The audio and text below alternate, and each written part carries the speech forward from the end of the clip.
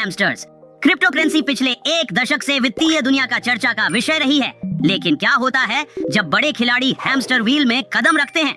ठीक वैसे ही जैसे एक हैमस्टर अपने भूल भुलैया में एक चमचमाती अपरिचित सुरंग का परीक्षण करता है।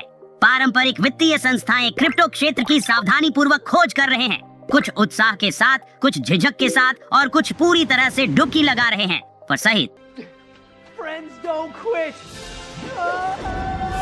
इस सप्ताह के एकेडमी में हम यह जानेंगे कि 5 प्रमुख कंपनियां क्रिप्टो की जंगली दुनिया को कैसे संभाल रही हैं। सूची में सबसे पहले है माइक्रो स्ट्रेटजी। हम माइक्रो स्ट्रेटजी की तुलना एक उस हैमस्टर से कर सकते हैं जिसने सूरजमुखी के बीजों को एक नई सुरंग में जमा करने का निर्णय लिया। इस वजह से नहीं कि वे अभी भूखे हैं, बल्कि भविष्य के उस समय के लिए जब भोजन खोजना कठिन हो सकता है। यही माइक्रो स्ट्रेटजी ने किया जब उसने मुद्रास्फीति के खिलाफ बचाव के रूप में बिटकॉइन जमा करना शुरू किया। कंपनी के बारे में कहा जाता है कि यह बिजनेस इंटेलिजेंस में विशेषज्ञता रखती है। हालांकि इसका नाम तब और भी ज्यादा चर्चा में आता है जब यह अपनी बैलेंस शीट में बिटकॉइन जोड़ता है। यह बिटकॉइन निवेश रणनीति की शुरुआत 2020 में हुई, जब कंपनी ने मुद्रास्फीति के खिलाफ हेज एसेट के रूप में इस क्रिप्टो करेंसी को खरीदा।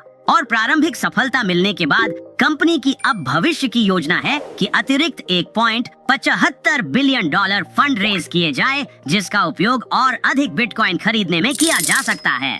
Hello, I like money. बस इस बार यह जीरो कन्वर्टिबल नोट्स के रूप में होगा, जो 2029 में परिपक्व होंगे। वर्तमान में कहा जाता है कि माइक्रो स्ट्रेटजी के पास 3,31,200 बिटकॉइन हैं, जिनकी अनुमानित औसत खरीद मूल्य $39,292.18 है। कंपनी का अंतिम लक्ष्य क्या है? बिटकॉइन इन्वेस्टमेंट बैंक बनना और $150 बिलियन के बिटकॉइन खरीदना। इसलिए जबकि अन्य कंपनियों ने बिटकॉइन में कुछ कोशिश की है, माइक्रो स्ट्रेटजी के माइकल सेलर ने बताया है कि उनकी कंपनी की रणनीति सरल है, यानी अधिक बिटकॉइन खरीदो। Take all your money, buy Bitcoin, then take all your time, figure out how to borrow more money to buy more Bitcoin. Micro strategy के बाद हमारे पास एक और प्रमुख खिलाड़ी है जिसकी रणनीति बिल्कुल अलग है। नंबर 2 है गोल्डमैन सैक्स। गोल्डमैन सैक्स का क्रिप्टो के प्रति दृष्टिकोण कुछ इस तरह है जैसे एक हैमस्टर सबसे बड़े चमकते पहिए इस मामले में बिटकॉइन को देख रहा हो और सही क्षण का इंतजार कर रहा हो। 2017 में पहली बार संकेत दिए गए थे। गोल्डमैन सैक्स ने बिटकॉइन के लिए एक ट्रेडिंग डेस्क की खबर साझा की जो क्रिप्टो में बाजार बनाने का काम करेगा। उसी समय इन्वेस्टमेंट बैंक को उन कुछ प्रमुख संस्थानों में से एक के रूप में मान्यता दी गई जो ग्राहकों को नए बिटकॉइन फ्यूचर्स तक पहुंच देते हैं, जिसे एक्सचेंज ट्रेडेड फंड्स भी कहा जाता है, जो बिटकॉइन की कीमत की गतिविधियों का एक्सपोजर देने का लक्ष्य रखते हैं, जो CBOE फ्यूचर्स एक्सचेंज और CME पर लॉन्च किए गए थे। 2018 में क्रिप्टो करेंसी डेस्क लॉन्च किया गया था। दुर्भाग्यवश यह उसी समय हुआ जब बिटकॉइन की कीमत नीचे गिर रही थी।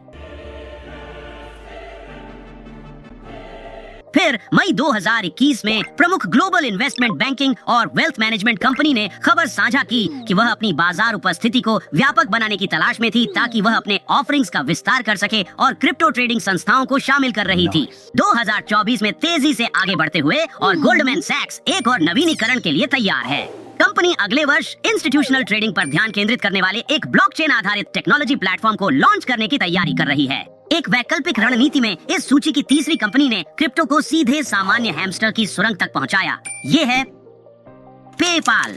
डिजिटल मुद्रा में रुचि जल्दी शुरू हुई। 2013 में 5 साल बाद जब सतोशी नाकामोटो ने बिटकॉइन व्हाइट पेपर रिलीज किया था, उस समय पेपाल के प्रेसिडेंट डेविड मार्कस ने ब्लूमबर्ग को बताया था कि उन्होंने डिजिटल मुद्रा को लेकर काफी समय बिताया था। हालांकि वास्तव में पेपाल 2014 में क्रिप्टो की जंगली दुनिया में सक्रिय हुआ था। पहला छोटा कदम क्या था? बिटकॉइन पेमेंट प्रोसेसरों के साथ साझेदारियां, न केवल 1 न 2 बल्कि 3, यानी बिटपे, गोकॉइन और कॉइनबेस के साथ, जो उन्होंने क्रिप्टो समुदाय को अपनी औपचारिक पेशकश के रूप में दी।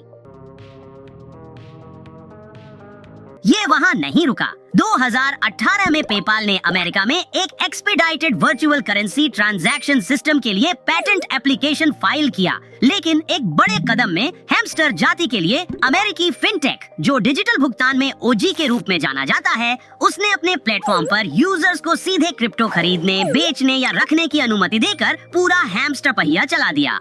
यह घोषणा अक्टूबर 2020 में की गई थी, जिसमें एक ऐसी सर्विस के रिलीज की बात की गई थी जो क्रिप्टो को डिजिटल कॉमर्स के लिए एक फंडिंग सोर्स बनाने में सक्षम बनाएगी, उन 26 मिलियन व्यापारियों के लिए जो पेपाल स्वीकार करते हैं। और निश्चित रूप से यह केवल क्रिप्टो प्रोडक्ट्स के रेगुलेटेड प्रोवाइडर पैक्सॉस ट्रस्ट कंपनी के माध्यम से ही संभव हो सका। लेकिन निश्चित रूप से पेपाल यहाँ नहीं रुका। अगस्त 2023 में पेपाल ने अपना खुद का स्टेबल कॉइन PYUSD पेश किया, जिसमें क्रिप्टो यूजर्स के लिए और भी अधिक सीधे कदम उठाए गए। और 2024 में व्यवसायों को क्रिप्टो का उपयोग करने के लिए और अधिक अवसर मिले, जब कंपनी ने अमेरिकी व्यापारियों न्यूयॉर्क के अलावा को अपने डिजिटल संपत्तियों को बाहरी थर्ड पार्टी वॉलेट में स्थानांतरित करने की क्षमता का परिचय दिया। तो हाँ, क्रिप्टो के उपयोग में और भी अधिक फ्लेक्सिबिलिटी और नियंत्रण मिला। सूची में अगला स्थान एक बैंकिंग दिग्गज का है, जो पारंपरिक वित्तीय गतिविधियों में ब्लॉकचेन तकनीक लागू करने वाले शुरुआती अग्रणियों में से एक था। नंबर 4 है JP Morgan Chase।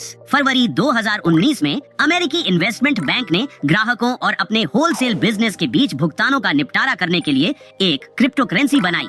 यह सिक्का प्रमुख अमेरिकी बैंक द्वारा समर्थित होने वाला पहला डिजिटल मुद्रा बन गया।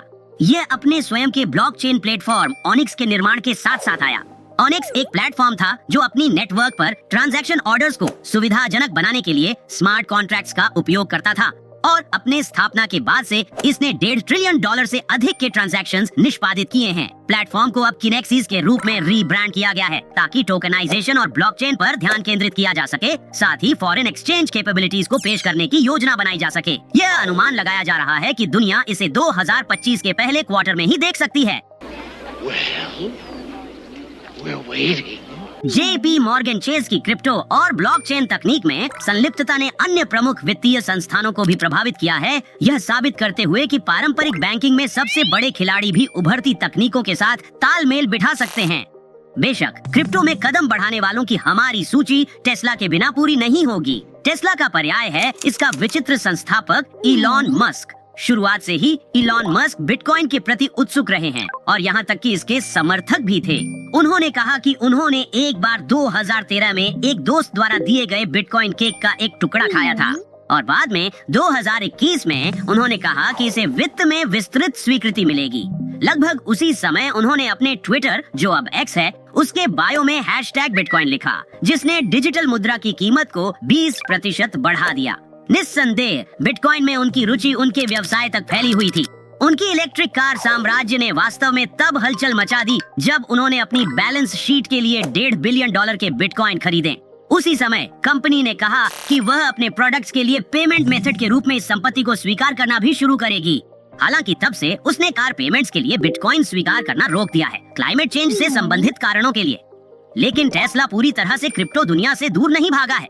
जैसे कोई हैमस्टर अपने कीमती बीजों के स्टैश की रक्षा करता है, वैसे ही कंपनियों के मामले में यह अभी भी बिटकॉइन का सबसे बड़ा धारक है।